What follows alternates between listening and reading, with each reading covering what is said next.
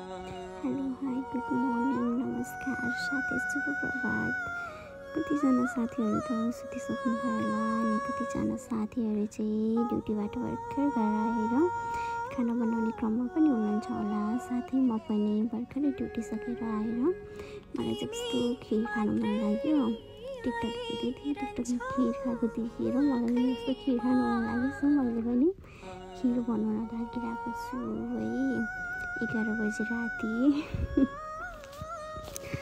अनि मैले चाहिँ खिर बनाउन स्टार्ट गरिसकेको थिएँ। मैले 2 लिटर दुध लिएर आएको थिएँ अनि दुध चाहिँ कम भयो। बनाउँदै फेरि मैले चाहिँ ग्यासलाई सानो बनाएर मार्केट गएँ है दुध लिनको लागि।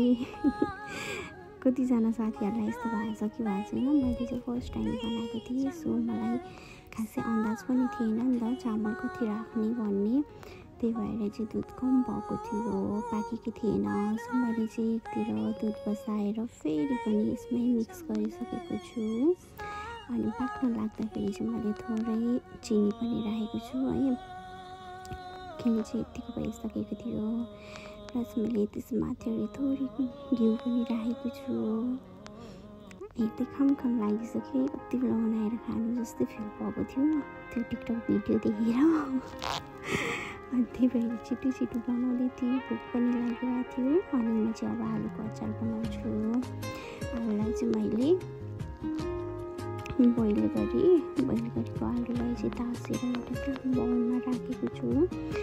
अनि अब यसमा चाहिँ मैले गाजर अनि ककम्बर मिक्स गरेर सबै थोक मिक्स गरेर चाहिँ अचार बनाउन लागिरहेको छु। अनि मलाई चाहिँ खासै खानाहरू केही पनि बनाउन आउँदैन नि त, र भए पनि ट्राई गरेको छु होइन। ट्राई गरेर बनाएँ, हेर्दाखेरि चाहिँ राम्रो देखिरहेको छ होइन। टेस्ट पनि राम्रो भएको थियो। मैले यो भिडियो चाहिँ अगाडि नै रेकर्ड गरेर राखेको थिएँ।